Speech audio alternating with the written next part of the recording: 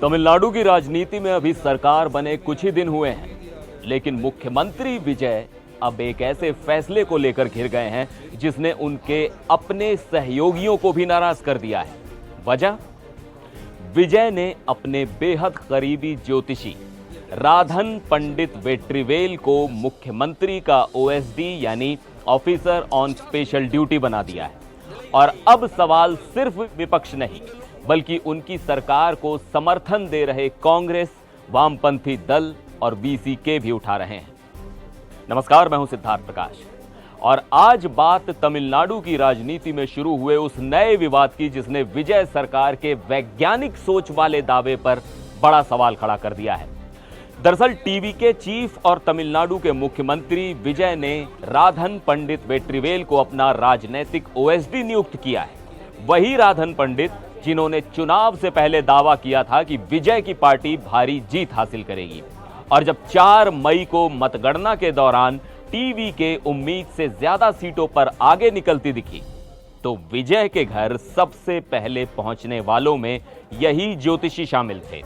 राधन पंडित सिर्फ ज्योतिषी ही नहीं है, बल्कि टीवी के प्रवक्ता भी रहे हैं और चुनाव अभियान के दौरान विजय के बेहद करीबी माने जाते थे।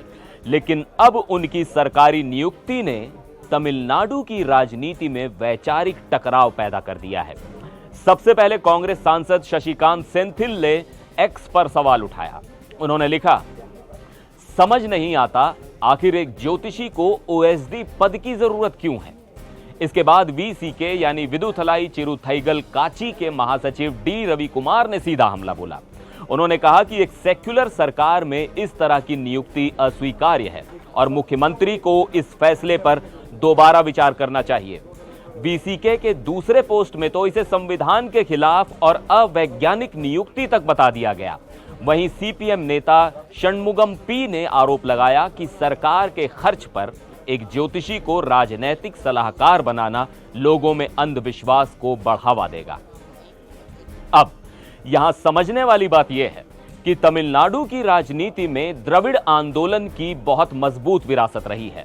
डीएमके हो या उसके सहयोगी दल, ये सभी लंबे समय से वैज्ञानिक सोच, तर्कवाद और अंधविश्वास के खिलाफ राजनीति करते रहे हैं।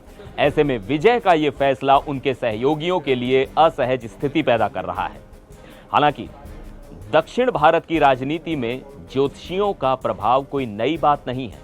खबरों के मुताबिक राधन पंडित वेट्रीवेल पूर्व मुख्यमंत्री जयललिता के भी करीबी रहे थे। कहा जाता है कि उनके कार्यकाल के कई बड़े फैसलों में ज्योतिषीय सलाह ली जाती थी, लेकिन बाद में दोनों के रिश्तों में दूरी आ गई थी, खासकर तब जब डिस्प्रपोर्शनेट एसेट्स केस में जयललिता के जेल ना जाने की भविष्यवाणी गलत साबित हुई।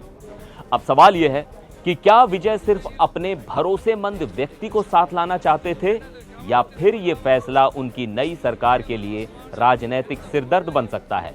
क्योंकि टीवीके ने चुनाव में 234 में से 108 सीटें जरूर जीती, लेकिन बहुमत से दूर रही। सरकार बनाने के लिए कांग्रेस, सीपीआई, सीपीएम और वीसीके जैसे दलों का समर्थन जरूरी पड़ा, और अब वही सहयोगी खुलकर नाराज दिखाई दे रहे हैं। तो क्या विजय की यह नियुक्ति सिर्फ एक निजी भरोसे का मामला है, या फिर इससे उनकी सेक्युलर और मॉडर्न इमेज को नुकसान हो सकता है? कमेंट करके जरूर बताइएगा। फिर मिलेंगे एक और वीडियो में। आप देखते रहिए एनडीटीवी इंडिया।